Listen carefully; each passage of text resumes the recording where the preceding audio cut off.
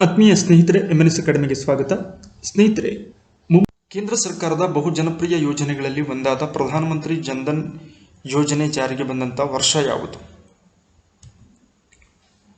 2014 August 28, 2014ರಂದು ಶೂನ್ಯ ಮೊತ್ತದ ಖಾತೆಗಳನ್ನು ಬಡವರಿಗೆ ಬ್ಯಾಂಕ್ಗಳಲ್ಲಿ ತೆರೆಯುವಂತಹ ವಿನೂತನ ಕಾರ್ಯಕ್ರಮವನ್ನು ಜಾರಿಗೆ ತರಲಾಗುತ್ತೆ. ಇದಕ್ಕೆ ಪ್ರಧಾನಮಂತ್ರಿ ಜನ್ಧನ್ ಯೋಜನೆ ಅನ್ನುವಂತಹ ಹೆಸರನ್ನು ಸೂಚಿಸಲಾಗಿರುತ್ತೆ. ಇದು 2014ರಲ್ಲಿ ಜಾರಿಗೆ ಬಂದಿತು.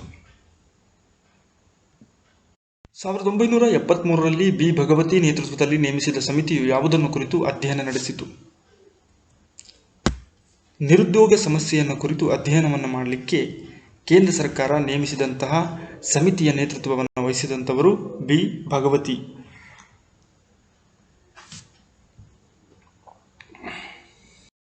ವಿಶ್ವಕಪ್ ಮತ್ತು ಒಲಿಂಪಿಕ್ ಕ್ರೀಡಾಕೂಟಗಳಲ್ಲಿ ಬಾಸ್ಕೆಟ್ಬಾಲ್ ಅಂಕಣದ ಉದ್ದ ಮತ್ತು ಅಗಲವೆಷ್ಟು?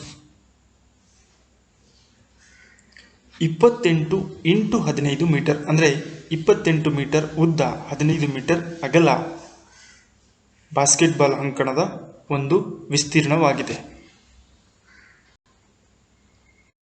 ಫೆಡರೇಷನ್ ಕಪ್, ಚಾಲೆಂಜ್ ಕಪ್ ಈ ಕೆಳಗಿನ ಯಾವ ಕ್ರೀಡೆಗೆ ಸಂಬಂಧಿಸಿವೆ? ಇದಕ್ಕೆ ಸರಿ ಉತ್ತರ ವಾಲಿಬಾಲ್ ಆಟಕ್ಕೆ ಸಂಬಂಧಪಟ್ಟಂತಹ ಟ್ರೋಫಿಗಳಿವು ಫೆಡರೇಷನ್ ಕಪ್ ಮತ್ತು ಚಾಲೆಂಜಸ್ ಕಪ್. ವಿಶ್ವ ರೆಡ್ ಕ್ರಾಸ್ ದಿನವನ್ನು ಪ್ರತಿ ವರ್ಷ ಯಾವಾಗ ಆಚರಿಸುವರು? ಮೇ 8 ಸರಿಯಾದಂಥ ಉತ್ತರ. ಇದನ್ನು ವರ್ಲ್ಡ್ ರೆಡ್ ಕ್ರಾಸ್ ಡೇ ಅಥವಾ ರೆಡ್ ಕ್ರೆಸೆಂಟ್ ಡೇ ಅಂತಲೂ ಕೂಡ ಕರೀತಾರೆ. ಪ್ರತಿ ವರ್ಷ ಮೇ 8ಕ್ಕೆ ಇದನ್ನು ಆಚರಣೆ ಮಾಡಲಾಗುತ್ತೆ. ಇದರ ಬಹುಮುಖ್ಯ ಉದ್ದೇಶ ಈ ರೆಡ್ ಕ್ರಾಸ್ ಸಂಸ್ಥೆಯ ಸ್ಥಾಪಕನಾದಂತಹ ಹೆನ್ರಿ ಡುನಾಂಟ್ನ ಜನ್ಮದಿನದ ಸವಿನೆನಪಿಗಾಗಿ ಇದನ್ನು ಆಚರಣೆ ಮಾಡ್ತಾರೆ. ಆತ 8 ಮೇ 1828ರಲ್ಲಿ ಜನಿಸಿರ್ತಾನೆ. ವಿಶ್ವ ರೆಡ್ ಕ್ರಾಸ್ ಸಂಸ್ಥೆ ಏನಿದೆ ಜಗತ್ತಿನ ಶ್ರೇಷ್ಠ ಸಾಮಾಜಿಕ ಸಂಸ್ಥೆಗಳಲ್ಲಿ ಅದು ಕೂಡ ಒಂದು. ವ್ಯಕ್ತಿಯ ಪ್ರಾಯಕ್ಕೆ ಮುಂಚಿತವಾಗಿ ಈ ಕೆಳಗಿನ ಯಾವ ಗ್ರಂಥಿಯ ಹಾರ್ಮೋನು ಮಿತಿಮೀರಿ ಉತ್ಪತ್ತಿಯಾದರೆ ವ್ಯಕ್ತಿಯು ದೈತ್ಯ ಗಾತ್ರಕ್ಕೆ ಬೆಳೆಯುತ್ತಾನೆ? ಇದಕ್ಕೆ ಸರಿ ಉತ್ತರ ಪಿಟ್ಯೂಟರಿ ಗ್ರಂಥಿಯಾಗಿದೆ. ಸೊ ಪಿಟ್ಯೂಟರಿ ಗ್ರಂಥಿಯ ಸ್ರವಿಸುವಿಕೆಯಿಂದ ಅಥವಾ ಮಿತಿಮೀರಿ ಉತ್ಪತ್ತಿಯಾದರೆ ವ್ಯಕ್ತಿಯು ತನ್ನ ದೇಹದ ಗಾತ್ರ ಏನಾಗುತ್ತೆ, ಮಿತಿಮೀರಿ ಬೆಳೆಯುತ್ತದೆ. ಮಾನವ ಹಕ್ಕುಗಳ ರಕ್ಷಣೆಗಾಗಿ ಹೋರಾಡುವ ಉದ್ದೇಶದೊಂದಿಗೆ ಆರಂಭವಾಗಿರುವ ಅಮ್ನೆಸ್ಟಿ ಇಂಟರ್ನ್ಯಾಷನಲ್ ಇದರ ಮುಖ್ಯ ಕಚೇರಿ ಎಲ್ಲಿದೆ? ಲಂಡನ್ನಲ್ಲಿದೆ. 1961ರಲ್ಲಿ ಈ ಒಂದು ಸಂಸ್ಥೆ ಸ್ಥಾಪನೆಯಾಗುತ್ತೆ. ಇದು ನಾನ್ ಗವರ್ನಮೆಂಟಲ್ ಆರ್ಗನೈಸೇಷನ್, ಅಂತಾರಾಷ್ಟ್ರೀಯ ಮಟ್ಟದಲ್ಲಿರುವಂತಹ ಸರ್ಕಾರೇತರ ಸಾಮಾಜಿಕ ಸಂಸ್ಥೆಯಾಗಿದೆ. ಇದರ ಬಹುಮುಖ್ಯ ಉದ್ದೇಶ ಮಾನವ ಹಕ್ಕುಗಳಿಗೆ ಸಂಬಂಧಪಟ್ಟ ಹಾಗೆ ಹೋರಾಟವನ್ನು ಮಾಡೋದಕ್ಕೆ ಇದನ್ನು ಸ್ಥಾಪನೆ ಮಾಡಲಾಗಿದೆ. ಬ್ರಿಟನ್ನ ಲಂಡನ್ ನಗರದಲ್ಲಿ ಇದರ ಒಂದು ಮುಖ್ಯ ಕಚೇರಿಯನ್ನು ನಾವು ಕಾಣ್ತೇವೆ. ಮುಂದಿನ ಪ್ರಶ್ನೆ, ಭಾರತ ಮತ್ತು ಅಮೆರಿಕ ನಡುವಿನ 123 ಒಪ್ಪಂದ ಈ ಕೆಳಗಿನ ಯಾವುದಕ್ಕೆ ಸಂಬಂಧಿಸಿದೆ? ಇದು ನಾಗರಿಕ ಪರಮಾಣುವಿಗೆ ಸಂಬಂಧಪಟ್ಟ ಹಾಗೆ ಭಾರತ ಮತ್ತು ಅಮೆರಿಕದ ನಡುವೆ ನಡೆದಂತಹ ಒಪ್ಪಂದ ಇದಾಗಿತ್ತು. 2006ರಲ್ಲಿ ಈ ಒಂದು ಒಪ್ಪಂದವನ್ನು ಭಾರತ ಮಾಡಿಕೊಳ್ಳುತ್ತೆ. ಆಗ ಜಾರ್ಜ್ ಬುಷ್ ರವರು ಅಮೆರಿಕದ ಅಧ್ಯಕ್ಷರಾಗಿರ್ತಾರೆ, ಮನಮೋಹನ್ ಸಿಂಗ್ ಭಾರತದ ಪ್ರಧಾನಮಂತ್ರಿ.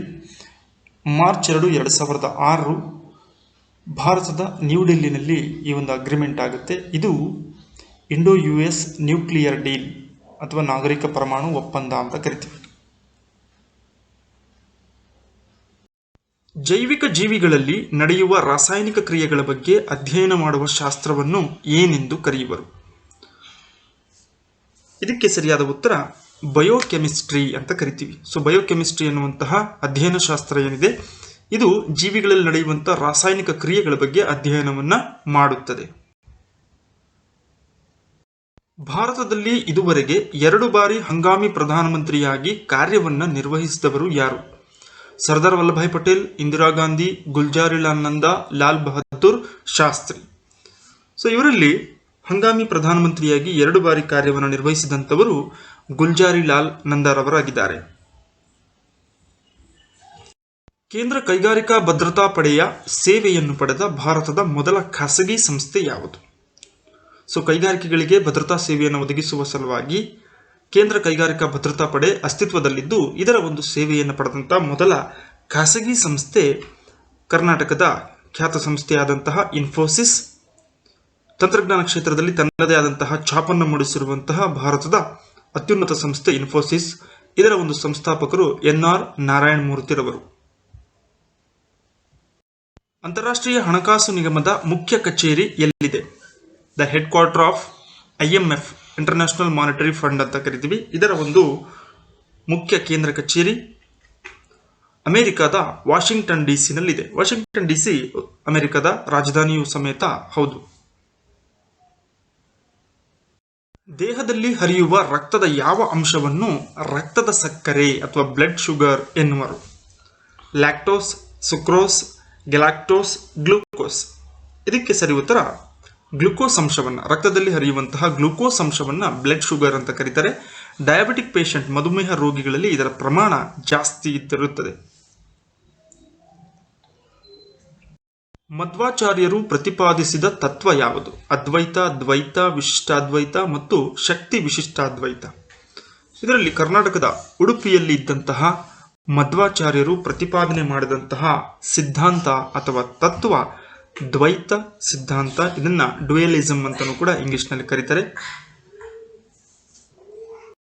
ಯಾವ ಕಾಯ್ದೆಯನ್ನು ಭಾರತದ ಆರ್ಥಿಕತೆಯ ಸಂವಿಧಾನ ಎಂದು ಕರೆಯಲಾಗುತ್ತದೆ? 1956ರ ಕೈಗಾರಿಕಾ ನೀತಿಯನ್ನು ಇಂಡಸ್ಟ್ರಿಯಲ್ ಪಾಲಿಸಿ ರೆಸಲ್ಯೂಷನ್ ಆಫ್ 1956 ಅಂತ ಕರಿತೀವಿ. ಸೊ ಈ ಒಂದು ಕಾಯ್ದೆಯನ್ನು ಭಾರತದ ಆರ್ಥಿಕತೆಯ ಸಂವಿಧಾನ ಎಂದು ಕರೆಯುವರು. ಭಾರತದಲ್ಲಿ 14 ಬ್ಯಾಂಕುಗಳ ರಾಷ್ಟ್ರೀಕರಣ ಪ್ರಕ್ರಿಯೆ ಯಾವಾಗ ನಡೆಯಿತು? ಜುಲೈ 19, 1969ರಲ್ಲಿ ಈ ಒಂದು ಪ್ರಕ್ರಿಯೆ ನಡೆಯುತ್ತೆ. 14 ಕಮರ್ಷಿಯಲ್ ಬ್ಯಾಂಕ್ಗಳನ್ನು, ವಾಣಿಜ್ಯ ಬ್ಯಾಂಕುಗಳನ್ನು ರಾಷ್ಟ್ರೀಕರಣಗೊಳಿಸಲಾಯಿತು 19 ಜುಲೈ 1969ರಲ್ಲಿ. ಆಗಿನ ಕಾಲಘಟ್ಟಕ್ಕೆ ಈ 14 ಬ್ಯಾಂಕುಗಳು ಭಾರತದ ಉಳಿತಾಯ ಮೊತ್ತ ಏನಿತ್ತು 85% ಈ ಒಂದು ಬ್ಯಾಂಕ್ಗಳಲ್ಲಿ ವ್ಯವಹಾರ ನಡೀತಾ ಇರುತ್ತದೆ. ಸಣ್ಣ ಉದ್ದಿಮೆದಾರರಿಗೆ ಶಿಶು, ಕಿಶೋರ್, ತರುಣ್ ಎಂದು 3 ಸ್ತರಗಳಲ್ಲಿ ಸಾಲ ಸೌಲಭ್ಯ ನೀಡುವ ಸರ್ಕಾರದ ಬ್ಯಾಂಕ್ ವ್ಯವಸ್ಥೆ ಯಾವುದು? ಇದಕ್ಕೆ ಸರಿಯಾದ ಉತ್ತರ ಮುದ್ರಾ ಬ್ಯಾಂಕ್ ಅಂತ ಕರಿತೀವಿ. Micro units development and refinance agency bank ಅಂತೇಳಿ ಸಣ್ಣ ಉದ್ದಿಮೆದಾರರಿಗೆ 3 ಸ್ತರಗಳಲ್ಲಿ ಆರ್ಥಿಕ ಸಹಾಯವನ್ನು ಮಾಡೋದರ ಮೂಲಕ ಅವರ ಒಂದು ಏಳಿಗೆಗಾಗಿ ಶ್ರಮಿಸುವಂಥ ಕೆಲಸವನ್ನು ಸರ್ಕಾರ ಈ ಒಂದು ಯೋಜನೆಯ ಮೂಲಕ ಮಾಡುತ್ತೆ. ಇದು ಜಾರಿಗೆ ಬಂದಂತಹ ವರ್ಷ 8 ಏಪ್ರಿಲ್ 2015. ಭಾರತದ ಅತ್ಯಂತ ಪುರಾತನ ಷೇರು ವಿನಿಮಯ ಕೇಂದ್ರ ಯಾವುದು? ಬಾಂಬೆ ಸ್ಟಾಕ್ ಎಕ್ಸ್ಚೇಂಜ್ 1875ರಲ್ಲಿ ಸ್ಥಾಪನೆಯಾಗುತ್ತೆ. ಅಲ್ಲದೆ ಏಷ್ಯಾ ಖಂಡದ ಅತ್ಯಂತ ಹಳೆಯ ಸ್ಟಾಕ್ ಎಕ್ಸ್ಚೇಂಜ್ ಕೂಡ ಇದಾಗಿದೆ. 2011ರ ಜನಗಣತಿಯ ಪ್ರಕಾರ ಭಾರತದ ಸರಾಸರಿ ಜನಸಾಂದ್ರತೆ ಎಷ್ಟು? 382. ಇಡೀ ದೇಶದ್ದು ಜನಸಾಂದ್ರತೆ 382. ಇನ್ನು ಬಿಹಾರ ಅತ್ಯಂತ ಹೆಚ್ಚು ಜನಸಾಂದ್ರತೆ ಉಳ್ಳಂತಹ ರಾಜ್ಯವಾಗಿದೆ. 1106 ಪ್ರತಿ ಚದುರ ಕಿಲೋಮೀಟರ್ಗೆ ಅಲ್ಲಿರುವಂತಹ ಜನಸಾಂದ್ರತೆಯಾಗಿದೆ. 2011ರ ಜನಗಣತಿಯ ಪ್ರಕಾರ ಪುರುಷ ಮತ್ತು ಮಹಿಳಾ ಸಾಕ್ಷರತೆಯ ನಡುವಿನ ಶೇಕಡಾವಾರು ಪ್ರಮಾಣದ ವ್ಯತ್ಯಾಸವೆಷ್ಟು? 16.6%. 2011ರ ಜನಗಣತಿಯ ಪ್ರಕಾರ ಭಾರತದ ಒಟ್ಟು ಸಾಕ್ಷರತಾ ಪ್ರಮಾಣ 74%. ಅದರಲ್ಲಿ ಪುರುಷ ಸಾಕ್ಷರತೆಯ ಪ್ರಮಾಣ 82.10, ಮಹಿಳಾ ಸಾಕ್ಷರತೆಯ ಪ್ರಮಾಣ 65.50. ಸೊ ಅವರಿಬ್ಬರ ನಡುವಿನ ಸಾಕ್ಷರತೆಯ ಪ್ರಮಾಣದ ವ್ಯತ್ಯಾಸವನ್ನು ಗಮನಿಸುವುದಾದರೆ 16.6%ನಷ್ಟು ಇದೆ. ಕೈಲಾಸ ಪರ್ವತದ ಚಿಮಾಯುಂಗ್ ಡಂಗ್ನಲ್ಲಿ ಹುಟ್ಟಿ ಟಿಬೆಟ್ನಲ್ಲಿ ಸಾಂಗ್ಪೋ ಎನ್ನುವಂತಹ ಹೆಸರಿನಿಂದ ಹರಿದು ಬಂಗಾಳ ಕೊಲ್ಲಿಯನ್ನು ಸೇರುತ್ತದೆ. ಈ ಹೇಳಿಕೆಯು ಯಾವ ನದಿಗೆ ಸಂಬಂಧಿಸಿದೆ? ಬ್ರಹ್ಮಪುತ್ರ ನದಿಯನ್ನು ಕುರಿತು ಈ ಒಂದು ಹೇಳಿಕೆ ತಿಳಿಸುತ್ತದೆ. 2012ರಿಂದ ಅಂಟಾರ್ಟಿಕಾ ಖಂಡದಲ್ಲಿ ಕಾರ್ಯನಿರ್ವಹಿಸುತ್ತಿರುವ ಭಾರತೀಯ ಸಂಶೋಧನಾ ಕೇಂದ್ರ ಯಾವುದು? ಭಾರತಿ. ಅಂಟಾರ್ಟಿಕಾದಲ್ಲಿ ಸಂಶೋಧನೆಯನ್ನು ಮಾಡುವ ಸಲುವಾಗಿ ಭಾರತ ಮೊದಲ ಬಾರಿಗೆ ದಕ್ಷಿಣ ಗಂಗೋತ್ರಿ ಎನ್ನುವಂತಹ ಸಂಶೋಧನಾ ಕೇಂದ್ರವನ್ನು ತೆರೆಯುತ್ತೆ 1981ರಲ್ಲಿ. ಸೊ ಅದಾದ ನಂತರ 1989ರಲ್ಲಿ ಮೈತ್ರಿ ಎನ್ನುವಂಥ ಎರಡನೇ ಕೇಂದ್ರವನ್ನು ತೆರೆಯುತ್ತೆ. 2012ರಿಂದ ಅಲ್ಲಿ ಭಾರತಿ ಎನ್ನುವಂಥ ಇನ್ನೊಂದು ಸಂಶೋಧನಾ ಕೇಂದ್ರವನ್ನು ಭಾರತ ತೆರೆಯುತ್ತೆ. ಪ್ರಪಂಚದ ಯಾವ ಹುಲ್ಲುಗಾವಲನ್ನು ಪ್ರಪಂಚದ ಗೋಧಿಯ ಕಣಜ ಅಂತ ಕರೆಯಲಾಗಿದೆ?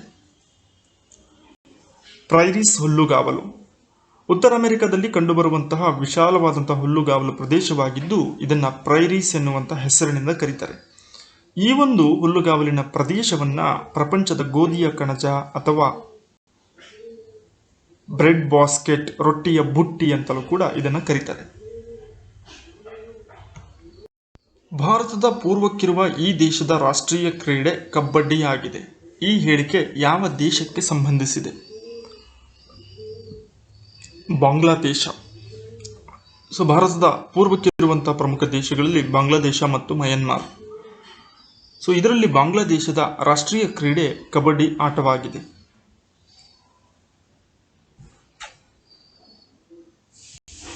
ಪ್ರಪಂಚದಲ್ಲಿ ಅತಿ ಹೆಚ್ಚು ವೇಳಾ ವಲಯಗಳನ್ನು ಹೊಂದಿರುವ ದೇಶ ಯಾವುದು? ಟೈಮ್ ಝೋನ್ಸ್ ಅಂತ ಕರಿತೀವಿ. ರಷ್ಯಾ ದೇಶ 11 ವೇಳಾ ವಲಯಗಳನ್ನು ಹೊಂದಿದೆ. ಅಮೆರಿಕ ಮತ್ತು ಕೆನಡಾ 5, ಆಸ್ಟ್ರೇಲಿಯಾ 3, ಭಾರತ 1 ವೇಳಾ ವಲಯವನ್ನು ಹೊಂದಿದೆ. ಅಲಹಾಬಾದ್ ಮೇಲೆ ಅದು ಹೋಗಿರುವಂತಹ 82.5 ಡಿಗ್ರಿ ಪೂರ್ವ ರೇಖಾಂಶದಲ್ಲಿ ಏನು ಸಮಯ ಇರುತ್ತೋ ಅದನ್ನೇ ಆಧಾರವಾಗಿಟ್ಟುಕೊಂಡು ಇಡೀ ದೇಶದಾದ್ಯಂತ ನಾವು ಪ್ರಮಾಣಿತ ವೇಳೆಯನ್ನು ಹೊಂದಿದ್ದೇವೆ. ಅದನ್ನು ಇಂಡಿಯನ್ ಸ್ಟ್ಯಾಂಡರ್ಡ್ ಟೈಮ್ ಅಂತ ಕರಿತೀವಿ. ಹಾಗಾಗಿ ಭಾರತ 1 ವೇಳಾ ವಲಯವನ್ನು ಮಾತ್ರ ಹೊಂದಿದೆ. ಯಾವ ಪ್ರಧಾನಮಂತ್ರಿಯ ಅಧಿಕಾರಾವಧಿಯಲ್ಲಿ ಪಕ್ಷಾಂತರ ವಿರೋಧಿ ಕಾಯ್ದೆ ಜಾರಿಗೆ ಬಂದಿತು? ರಾಜೀವ್ ಗಾಂಧಿಯವರ ಕಾಲಾವಧಿಯಲ್ಲಿ ಬರುತ್ತೆ. ಜನವರಿ 30, 1985ರಲ್ಲಿ ಪಕ್ಷಾಂತರ ನಿಷೇಧ ಕಾಯ್ದೆಯನ್ನು ಜಾರಿಗೆ ತರಲಾಯಿತು. ಅಂದರೆ ಒಬ್ಬ ವ್ಯಕ್ತಿ ಒಂದು ಪಕ್ಷದಿಂದ ಗೆದ್ದು ಆಯ್ಕೆಯಾದ ನಂತರ ತನ್ನ ಅಧಿಕಾರಾವಧಿಯಲ್ಲಿಯೇ ಇನ್ನೊಂದು ಪಕ್ಷಕ್ಕೆ ಸೇರ್ಪಡೆಯಾದರೆ ಸೊ ಅಂತಹ ಒಂದು ಪಕ್ಷಾಂತರ ನಿಷೇಧವನ್ನು ಮಾಡುವಂಥ ಕಾಯ್ದೆ ಜಾರಿಯಲ್ಲಿದೆ. ಅದು 1985ರಲ್ಲಿ ಜಾರಿಗೆ ಬಂದಿತು. ಆಗ ಪ್ರಧಾನಮಂತ್ರಿಯಾಗಿದ್ದಂಥವರು ರಾಜೀವ್ ಗಾಂಧಿಯವರು. ಇವುಗಳಲ್ಲಿ ಯಾವುದು ಭಾರತದ ಆರ್ಥಿಕತೆಯ ಪ್ರಾಥಮಿಕ ವಲಯದ ಚಟುವಟಿಕೆಯಲ್ಲ? ಕೃಷಿ, ಕೈಗಾರಿಕೆ, ಅರಣ್ಯ, ಮೀನುಗಾರಿಕೆ. ಆಯ್ಕೆ 2 ಕೈಗಾರಿಕೆ. ಭಾರತದ ಆರ್ಥಿಕತೆಯನ್ನು 3 ವಲಯಗಳಾಗಿ ವಿಂಗಡಣೆ ಮಾಡುತ್ತೇವೆ. ಪ್ರಾಥಮಿಕ ವಲಯ, ಹಾಗೆಯೇ ದ್ವಿತೀಯ ವಲಯ ಮತ್ತು ತೃತೀಯ ವಲಯ. ಪ್ರಕೃತಿಯಿಂದ ನೇರವಾಗಿ ಪಡೆಯುವಂತಹ ಸಂಪತ್ತಿನ ಚಟುವಟಿಕೆಗಳನ್ನು ನಾವು ಪ್ರಾಥಮಿಕ ವಲಯದಲ್ಲಿ ಜೋಡಿಸ್ತೇವೆ. ಕೃಷಿ ಇರಬಹುದು, ಅರಣ್ಯ ಇರಬಹುದು, ಮೀನುಗಾರಿಕೆ.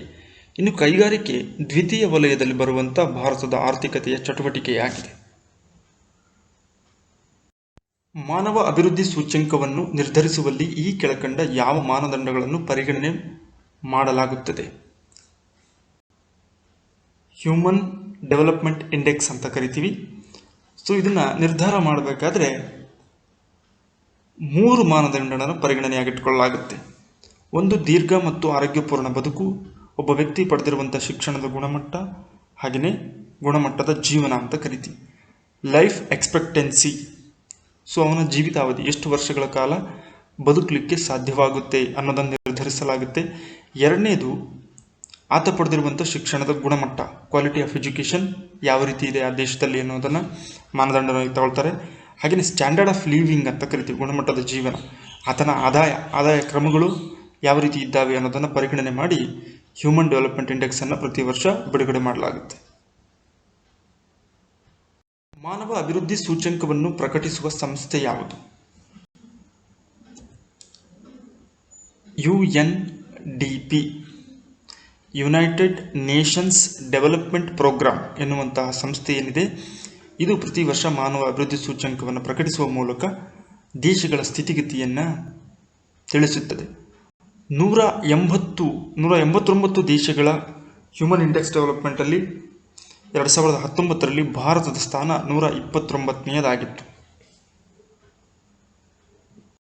ಭಾರತದ ಮೊದಲ ದೈನಿಕ ಪತ್ರಿಕೆ ಯಾವುದು?